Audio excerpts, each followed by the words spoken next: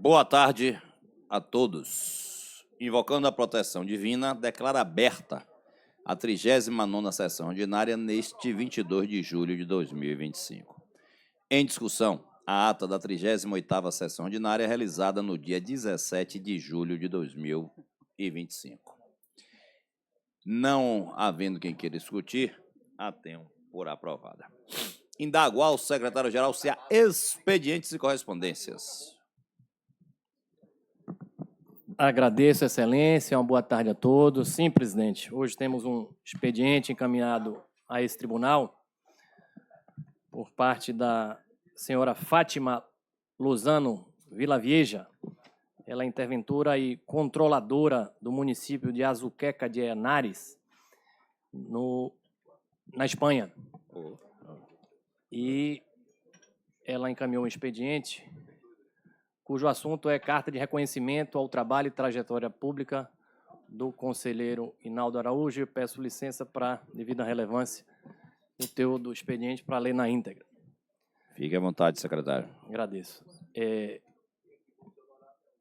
Ilustre conselheiro, que queira aceitar meus cordiais cumprimentos da Espanha, dirijo-me a Vossa Excelência com profundo respeito para expressar minha mais sincera admiração pelo trabalho que desenvolveu como relator do parecer preliminar sobre as contas do Poder Executivo do Estado da Bahia correspondentes ao exercício de 2024. A clareza técnica, o compromisso com a legalidade e a profundidade ética que caracterizam seu voto são verdadeira fonte de inspiração para nós, de outras latitudes, que acreditamos no controle público como pilar essencial da democracia. Sua análise rigorosa, a coragem de apontar o que precisa ser corrigido e, ao mesmo tempo, o respeito institucional com que se dirigiu a administração auditada, demonstram um profundo entendimento do que significa serviço público. Permita-me destacar especialmente o gesto de incluir, no contexto de sua fala, uma homenagem ao educador Anísio Teixeira. Com isso, o senhor não apenas vinculou a prestação de contas aos valores da educação pública e democrática, como também lembrou a todos que o papel dos tribunais de contas não é meramente contábil, mas também formativo, orientador e pedagógico. Este nobre gesto e simbolicamente profundo comove aqueles de nós que acreditam que a fiscalização jamais pode ser um ato vazio, mas sim um exercício de cidadania, justiça e memória. Obrigado pelo seu trabalho, obrigado pelo seu exemplo, obrigada pela sua inspiração e por continuar sendo um farol da ética pública como inspiração para o trabalho da administração pública. Com o maior respeito e carinho de um colega que admira seu trabalho de longe, Fátima Lozano Vilavieja. Somente isso, Excelência. Agradeço. Nós que agradecemos, doutor Luciano. Nos itens, conferência, medida cautelar, consulta, denúncia, auditoria e inspeção, não temos nada pautado. Já no item prestação de contas, nós temos o processo TCE 7169-2019. É um processo de contas da administração direta, exercício 2018. A turma é o relator, o conselheiro Gildásio Penedo Filho, e o revisor, o conselheiro Inaldo da Paixão Santos Araújo. A vinculação é a Secretaria da Educação do Estado da Bahia, a Unidade de Origem e Coordenação Executiva de Infraestrutura da Rede Física, COINF. Os responsáveis e os notificados estão sendo listados nas nossas telas. Nesse momento, passo a palavra ao conselheiro relator Gildásio Penedo Filho. Senhor presidente, quero saudá-lo, cumprimentando também a todos os senhores conselheiros, a representação do Ministério Público de Contas e todos aqueles que nos acompanham. Senhor presidente, eu vou pedir o adiamento desse processo para o próximo dia 29 do mês corrente, Excelência. Assim será feito, conselheiro Gildásio. Agradecemos.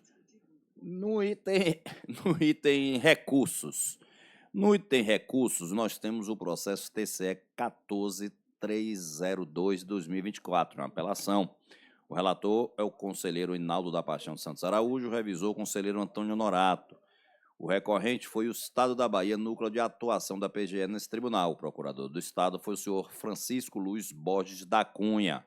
A resolução recorrida foi a 177/2024 da segunda Câmara. Foram notificados o senhor José Raimundo Souza de Santana, diretor da Cooperativa Agroindustrial da Agricultura Familiar e Reforma Agrária Limitada, o senhor Jadson Sampaio Silva, presidente da Cooperativa Agroindustrial da Agricultura Familiar e Reforma Agrária Limitada. Trata-se de um processo que teve empate e esse presidente que vos fala traz, nesse momento, o voto de desempate, pedindo permissão e a compreensão para ir direto ao voto. Voto de desempate. Trata-se do processo de recurso de apelação interposto pela PGE visando a reforma da Resolução 177/2024 da segunda Câmara desta Corte, que desaprovou a prestação de contas do Convênio 23/2013. Porém, deixou de aplicar sanções em razão do reconhecimento da prescrição das pretensões punitiva e ressarcitória. No dia 10 de julho, o relator apresentou o voto pelo conhecimento e provimento parcial, para que fosse reconhecido o segundo marco interruptivo da prescrição, ocorrido com a notificação dos responsáveis em 30/11/2022, afastando-se o advento da prescrição da pretensão punitiva e ressarcitória no âmbito do convênio. Assim, concluiu no sentido de que seja imputado débito no montante de R$ 130.777,76, solidariamente aos senhores José Raimundo Souza de Santana e Jadson Sampaio Silva, bem como aplicada multa a eles, no valor de R$ 3.000 para cada. Prosseguiu explicando que, no seu entender, a imputação não deveria alcançar de forma solidária os gestores da Coadime e a referida entidade, pois a responsabilidade financeira deveria recair sobre os presidentes da conveniente à época da celebração e da execução do ajuste. Na sequência, o revisor, o conselheiro Antônio Norato, acompanhou o voto do relator. O conselheiro João Bonfim, todavia, apresentou seu voto pelo conhecimento e improvimento, por entender que os argumentos não são capazes de elidir a incidência da prescrição da pretensão punitiva e ressarcitória desta Corte de Contas, aplicando-se a tese da unicidade da interrupção da contagem, como feito no processo originário. Logo após, o conselheiro Gildásio Peneda acompanhou a divergência apresentada. Restou configurado, então, o empate, cabendo a este presidente a decisão. Inicialmente, verifico que o recurso deve ser conhecido, porquanto preenchidos os requisitos de admissibilidade, especialmente a sua tempestividade. Quanto ao mérito, alinho-me ao entendimento do Ministério Público de Contas, da assessoria técnico-jurídico e da turma relatora, no sentido de que não houve prescrição das pretensões ressarcitórias e punitiva, diante da existência de múltiplos marcos interruptivos válidos no prazo quinquenal, em conformidade com o artigo 4º da Resolução 74/2023 deste Tribunal. Em meu sentir, a prevalência da tese da unicidade da causa interruptiva da prescrição compromete a proteção do erário e desconsidera a interpretação mais adequada ao interesse público. Tal fato, como bem pontuado pelo Parquet de Contas em seu parecer, está também respaldado na jurisprudência do Tribunal de Contas da União, TCU. Com base nisso, entendo que a Resolução 74/2024, atualmente em vigor, regulamenta a incidência da prescrição das pretensões punitiva e ressarcitória no âmbito dos processos de controle externo. Assim, a Resolução 74 de 2023, vigente e plenamente aplicável ao caso, dispõe expressamente que prescreve em 5 anos as pretensões punitiva e de ressarcimento, contados conforme os termos do artigo 3º da norma.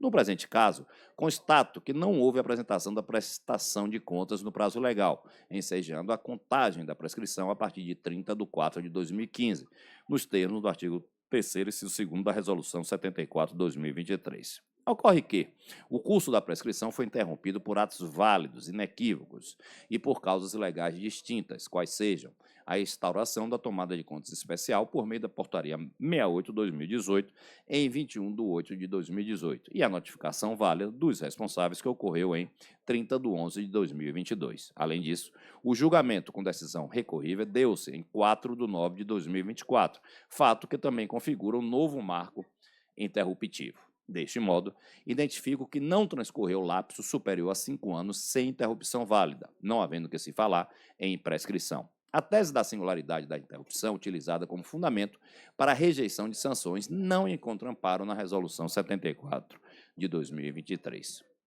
Entendo que, enquanto não houver norma nova, aprovada e publicada, enquanto presidente, em voto de desempate, devo seguir a Resolução 74/2023. Assim, concordo com o MPC e com a turma julgadora.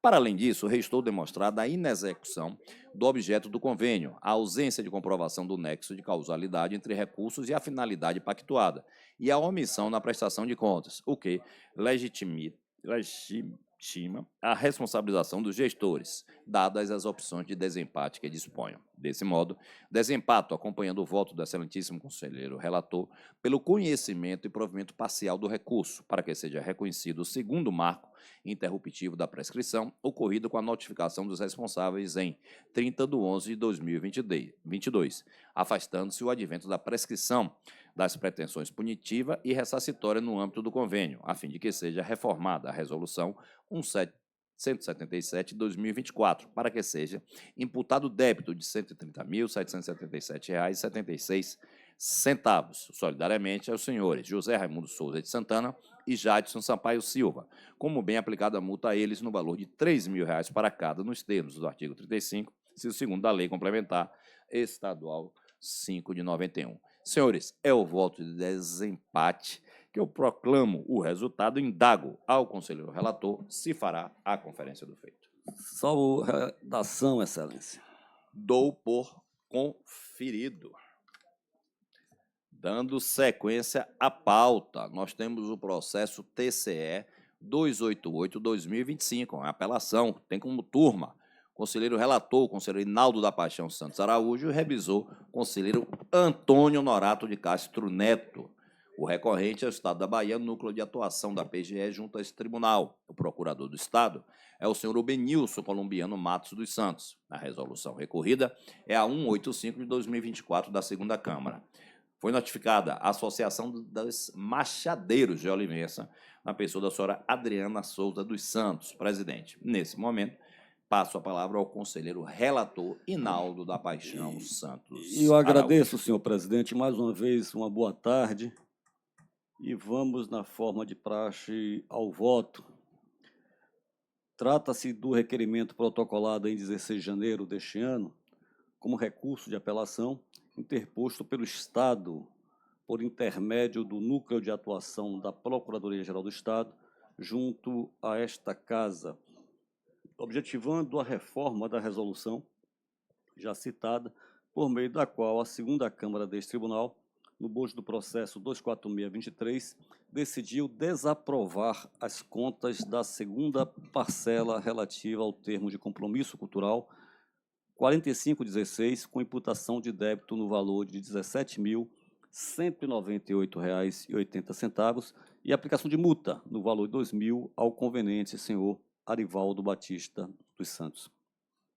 Aduziu o recorrente, em síntese, que o débito foi imputado somente ao responsável pela entidade conveniente, o que a súmula 286 do Tribunal de Contas da União indica que o débito deve ser imputado solidariamente ao gestor e à entidade, que o artigo 70, parágrafo único, combinado com o 71 da Carta Maior, ampara esse entendimento, que há diversos precedentes do TCU na mesma linha e que a entidade conveniente possui personalidade jurídica própria e distinta dos seus gestores. Desse modo, o Estado requereu a reforma da resolução citada, acrescentando-se a responsabilidade pela imputação de débito fixada no valor também já citado, de forma solidária, à Associação dos Machadeiros de Olivença. A assessoria técnico-jurídica e o Ministério Público de Contas opinaram no sentido de que o recurso de apelação fosse conhecido e no mérito provido para que fosse imputado o débito ao gestor da associação, em caráter solidário com a associação, entidade recebedora dos recursos públicos, conforme súmula do TCU. No que diz respeito à admissibilidade, o presente recurso foi interposto dentro do prazo de 90 dias, estabelecido no artigo 37, inciso 1º, da Lei Complementar Estadual 591, a nossa lei orgânica, assim considerando que a Resolução 8524 foi disponibilizada no Diário Oficial do dia 9/10 e que o recurso foi interposto no dia 16 de janeiro de 25, verifica-se a sua tempestividade. Restando preenchidos os demais requisitos, conclui-se que o presente expediente deve ser conhecido. Quanto ao mérito, a Associação dos Machadeiros de Olivença foi notificada e apresentou em suas contrarrazões alegações que dizem respeito ao mérito das presentes contas. Quanto à falha no encaminhamento de notificações, registramos que, ao contrário do afirmado, a associação foi regularmente notificada no processo originário 24623, tanto pela via postal quanto pela via editalícia. As referências estão aqui citadas. A notificação postal foi recebida em 12 de abril de 24 pelo senhor Arivaldo Batista dos Santos, que, à ocasião, era um dos presidentes da entidade. Quanto às demais alegações da associação, concordo com o quanto apontado pelo Ministério Público de Contas, no seguinte sentido, em aspas, foi mencionado ainda pela entidade um direito às atividades compensatórias, que, além de não demonstrado, não afasta a razão da imputação de débito, que foi a falta de documentos que comprovassem o cumprimento de algumas metas e da regularidade dos recursos repassados, em conformidade com o relatório financeiro de mensuração. A associação declarou, em suas contrarrazões, ademais, que visita técnica da Secult teria verificado e confirmado a realização das metas e etapas do ano 2, bem como a presença dos bens adquiridos com os recursos do projeto, e elaborado um relatório técnico que complementa e comprova a execução do projeto. Ocorre que, além deste relatório técnico, não foi sido juntado aos autos o documento que lograria demonstrar apenas a execução do objeto, mas não a regularidade dos recursos repassados. Fecho aspas. Quanto à imputação de débito solidário apontada pelo PGE, o meu entendimento já é conhecido nesta casa, razão pela qual mantenho a coerência dos meus julgados. Entendo que a responsabilização direta da entidade pode implicar consequências irreparáveis à continuidade de suas atividades, afetando diretamente o público beneficiário dos serviços prestados, afetando a própria coletividade atendida pela associação e desestimulando a participação cívica de dirigentes voluntários. Como leciona Marçal Justen Filho, no seu curso de Direito Administrativo, aspas, a responsabilização de pessoa jurídica por atos de gestão individual depende da verificação de que a conduta irregular foi praticada em nome da entidade, com sua ciência ou proveito. O simples exercício do cargo pelo agente não gera a presunção de solidariedade institucional.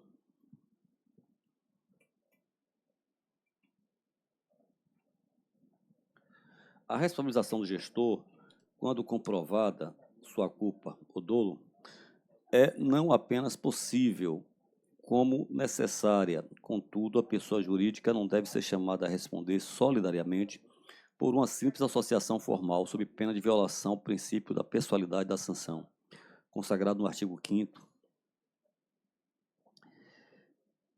inciso 45 da Constituição Federal,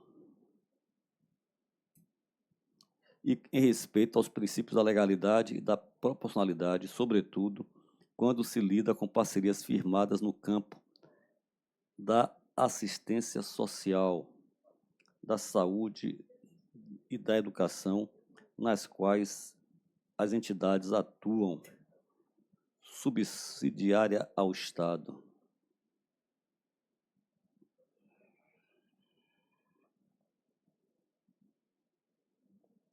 Assim, entendo que a responsabilidade da associação deve ser excepcional, subsidiária e condicionada à demonstração concreta de conivência institucional ou proveito direto. Em qualquer outro cenário, deveria prevalecer a responsabilização subjetiva, individualizada do gestor, com observância estrita ao devido processo legal. Portanto, entendo que não assiste razão à Procuradoria no presente expediente, embora, quanto ao presente tema, em atenção colegiado que integro, eu possa convergir com o entendimento dos meus pares para que esse tribunal não tenha decisões conflitantes acerca de temas que mereçam informação em respeito à segurança jurídica dos nossos jurisdicionados. No caso concreto, acompanho o entendimento do Conselho de Judásio, quando se pronunciou na sessão de julgamento do processo TCE 24623 in verbis. Superada essa questão, a matéria que remanesce para enfrentamento é a solidariedade na imputação do débito apurado entre o gestor responsável pela execução do ajuste e a Associação dos Machadeiros de Olivença, tese na qual também se alinharam a auditoria e o Ministério Público de Contas. O parquê especial afirma a sua convicção quanto ao reconhecimento da solidariedade, no caso vertente na inteligência da súmula número 286 do TCU, sustentando que a pessoa jurídica de direito privado, destinatária de transferências voluntárias de recursos federais, feitas com vistas à consecução de uma finalidade pública, responde solidariamente com seus administradores pelos danos causados ao erário na aplicação dos recursos.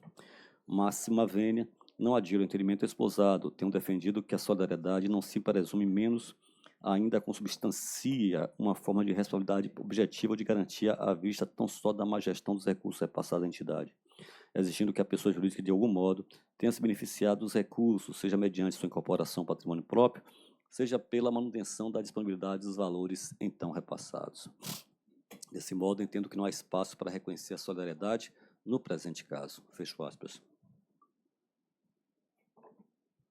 Nesse sentido, entendo que a sanção não pode recair sobre a pessoa jurídica que não tenha contribuído de forma voluntária ou omissiva para o dano verificado, e a responsabilidade da associação deve ser condicionada à demonstração concreta de conivência institucional ou proveito direto. Nesse cenário, deve prevalecer a responsabilização subjetiva e individualizada do gestor, com observância estrita ao devido processo legal. Ante o exposto, voto no sentido que o recurso de apelação interposto pelo Estado, por intermédio da dota PGE, seja conhecido e no mérito seja-lhe negado o provimento, mantendo em todos os seus termos a resolução 8524 da segunda Câmara desta Casa. É o voto. Agradecemos, conselheiro Inaldo, e vamos ao revisor, conselheiro Antônio Honorato de Castro Neto. Como se manifesta? Acompanho o relator. A turma converge e nós colocamos em discussão, passando a palavra à conselheira Carolina Matos. Obrigada, senhor presidente. Cumprimento a todos, excelentíssimos pares. Também apresentação do Ministério Público de Contas, aqui exercida pelo Dr. Maurício Calef, Inaldo, que nos concede a honra de uma representação tão elevada. Cumprimento os demais servidores presentes e ainda o nosso público, nossa audiência remota. Senhor presidente, em relação ao presente processo, que trata sobre a questão relativa à solidariedade das associações no caso de repasses de recursos públicos em convênios, ajustes e outros instrumentos congêneres, nesse caso aqui, mantendo-me coerente a posições anteriores já sustentadas, eu peço a devida vênia à turma julgadora para, embora tendo acompanhado na admissibilidade do recurso, divergir no mérito, por entender que a assunção, a realização, a própria confecção, elaboração, realização do instrumento jurídico, o convênio no caso, convênio de repasse de recursos públicos, é a realização de um negócio jurídico. Esse negócio jurídico, por si só, é suficiente para entrelaçar a responsabilidade de quem o assinou. No caso, a associação, adotando-se o seu presidente como um responsável financeiro.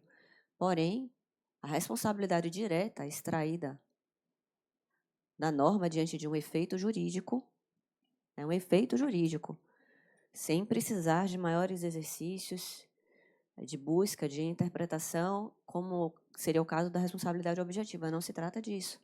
É a assunção de uma responsabilidade jurídica demarcada no ato da assinatura do negócio jurídico denominado convênio de repasse de recursos públicos.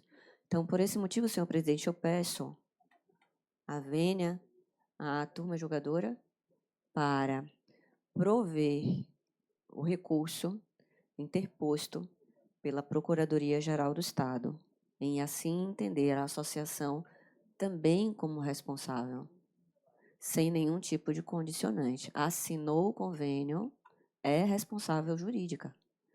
É uma entidade que é dotada de capacidade jurídica, personalidade jurídica, não há dúvida quanto a isso. Tanto é que assinou o convênio. Por esse motivo, assim, eu reconheço como responsável primária a respeito das responsabilidades extraídas a partir do estabelecimento da norma estabelecida entre as duas partes, diante da realização do convênio, sendo, então, a responsabilidade espraiada também para o seu responsável. Então, é assim que mantenho a minha posição. Agradecemos, conselheira Carolina.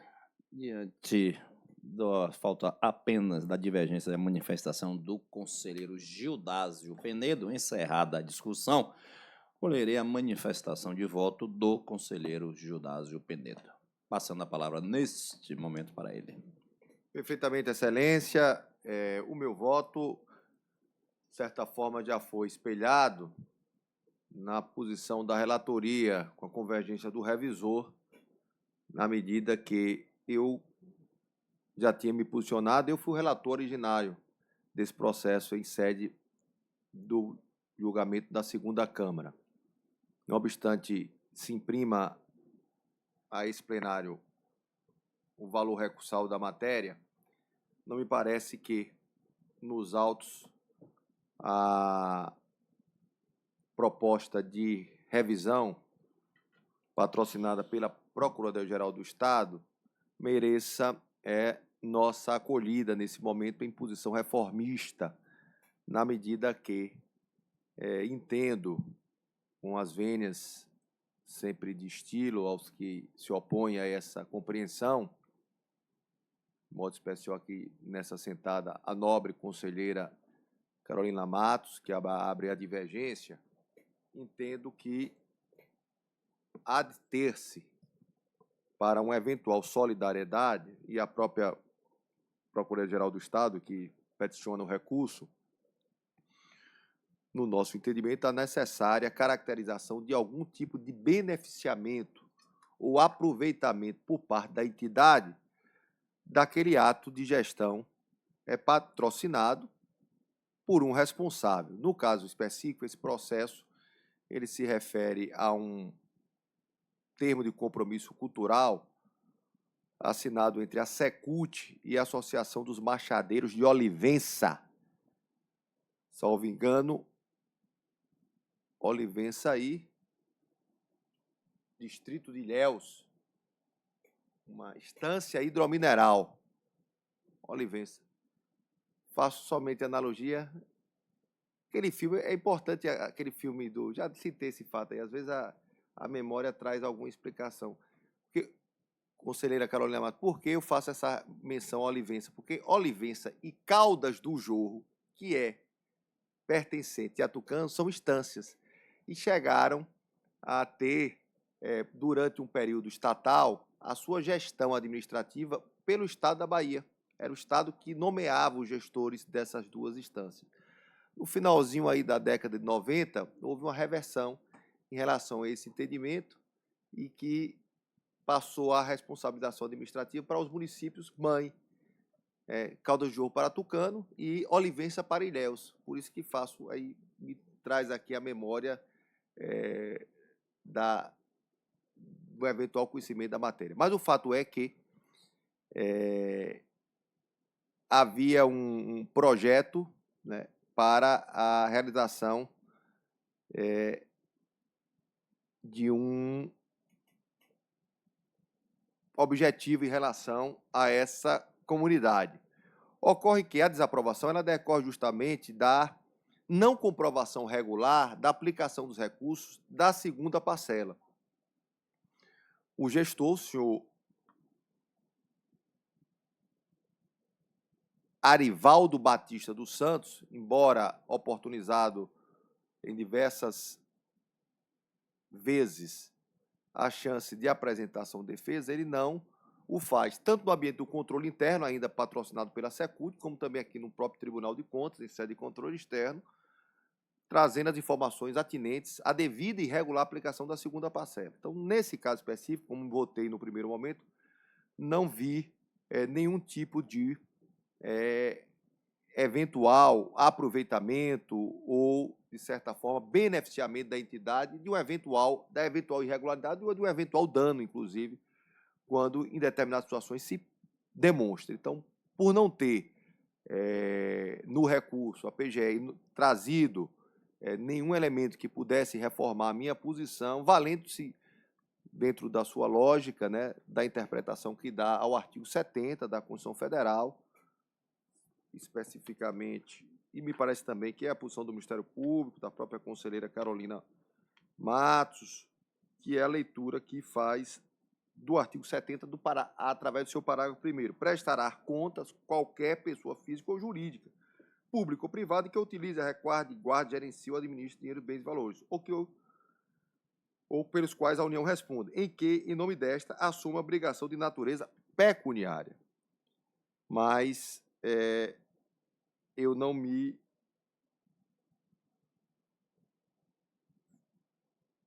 valho tão somente dessa leitura, salvo a de fato, como disse, a eventual caracterização. Porque entendo, como pontuou o conselheiro Inaldo Araújo, me parece uma dupla penalidade à entidade. A entidade se organiza, às vezes escolhe mal, porque escolhe o gestor, de ato próprio, provoca eventualmente uma irregularidade, a associação já vai ser responsabilizada, porque, via de regra, quando tem uma desaprovação, ela entra na lista de inadimplência do Estado, impossibilitando, inclusive, a assinatura de novos convênios, e ainda por ter tido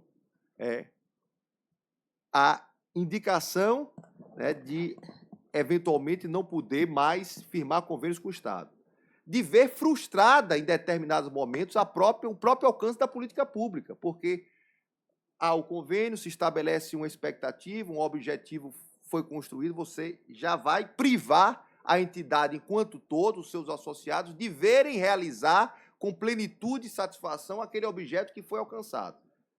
Além de tudo, você ainda tem que responsabilizar a entidade por um eventual dano, o trazendo à solidariedade financeira. Então, me parece firmar uma... Conselheiro Judásio, Vossa Excelência me consegue de um brevíssimo Perfeitamente. parte? Uma tripla punição. Uma parte, Vossa Excelência. Só por ter sido citada e para poder esclarecer e não restar nenhum tipo de fio de dúvida a respeito disso, é que a minha fundamentação não é o artigo 70, parágrafo único. Por isso que eu fiz questão pedindo licença a Vossa Excelência, lógico, desse pequeníssima parte. Em verdade, o 70, parágrafo único, eu utilizo para fundamentar a responsabilidade do presidente da associação enquanto responsável. Mas a responsabilidade da associação, ela decorre da própria teoria geral da responsabilização civil, já que ela que é vinculada no negócio jurídico. Então, a responsabilidade dela é primária. Já a do presidente da entidade, essa sim tem fundamento no artigo 70, parágrafo único, por ter sido quem geriu os recursos públicos. Então, somente esse ajuste, mas, como sempre, Vossa Excelência e todos os outros eminentes julgadores sempre terão isso por garantia e compromisso, não só compromisso de profissão, mas compromisso de vida, sempre terão o meu respeito máximo a todas as divergências. Perfeitamente, Excelência. Eu peço, portanto, as escusas em relação à motivação da divergência de Vossa Excelência, e fazendo aqui somente a leitura para trazer, de fato o argumento da própria peticionante, a PGE, que traz em sede de recurso, abrindo aqui para facilitar, a questão de mérito invoca sobretudo, a súmula do Tribunal de Contas da União, a súmula 286, e a leitura que faz do artigo 70. O fundamento da responsabilidade solidária deriva do artigo 70, diz a PGE, parágrafo único, que determina a obrigatoriedade da prestação de contas pela pessoa jurídica que arrecade e gerencia recursos públicos, ou com o artigo 71, que determina a competência do para não só os administradores, como também os demais responsáveis por dinheiros, bens e valores públicos, e daqueles que derem causa à perda, justamente o extravio e a outra irregularidade que resulte prejuízo ao erário público. Por entender que não houve uma ação voluntária, decisiva da entidade, né, no caso específico, é que entendo que não atrai, portanto, a leitura do artigo 71 e combinado com o 70. De modo que, fundamentando mais uma vez, e por não haver inovação, tão somente nesse argumento,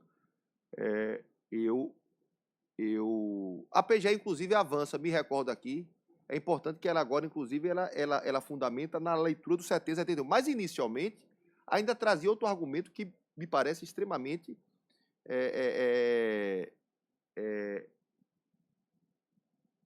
desnecessário no fundamento, com todas as vendas, que a PGE, em algum momento, na fase, que me parece que há sempre agora, até como forma sistêmica, de recurso dessa natureza, salvo engano, a PGE ainda avançava para sustentar que a ampliação da entidade se daria como razão para amplificar a possibilidade de facilitar o ressarcimento ao erário. E que me parece que, com o tempo, houve uma evolução importante, que eu destaco aqui, por entender que não, já tinha, inclusive, também afastado essa premissa como fundamento para justificar uma eventual responsabilização solidária. De modo que, com as vênias, tanto a divergência como a própria peticionante, eu vou acompanhar o relator e a turma na integralidade da sua proposta de voto.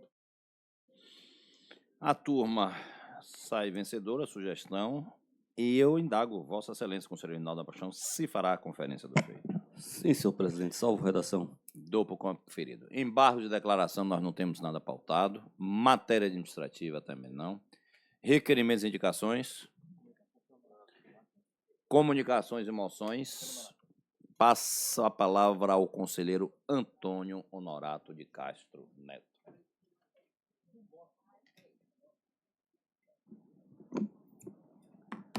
Pois não, presidente, desculpe.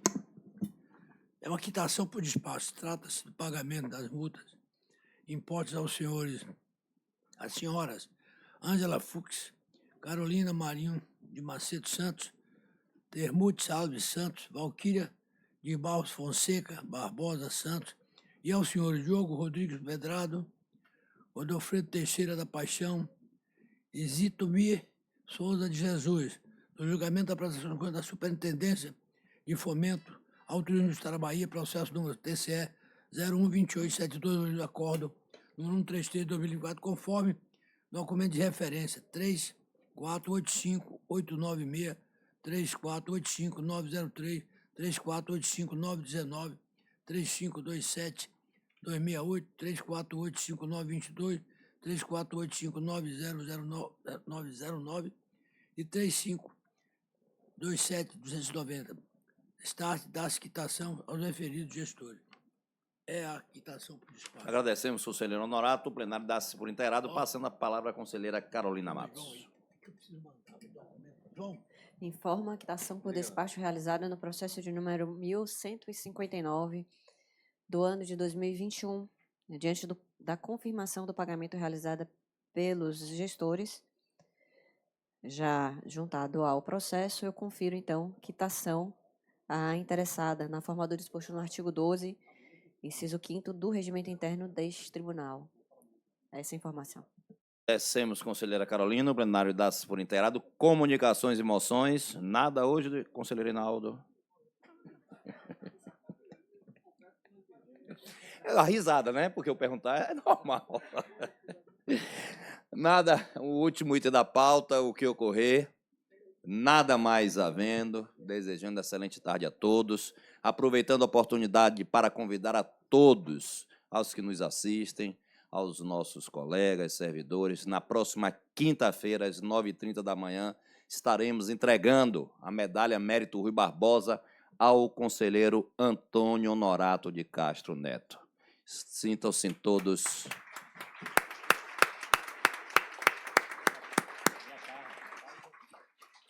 todos convidados e a satisfação e a honra de recebê-los. E à tarde, a sessão especial, não diria uma sessão de despedida, mas teremos a sessão quinta-feira à tarde também e convido a todos a estarem presentes. Nada mais havendo, declaro encerrada a presente sessão, desejando excelente tarde a todos.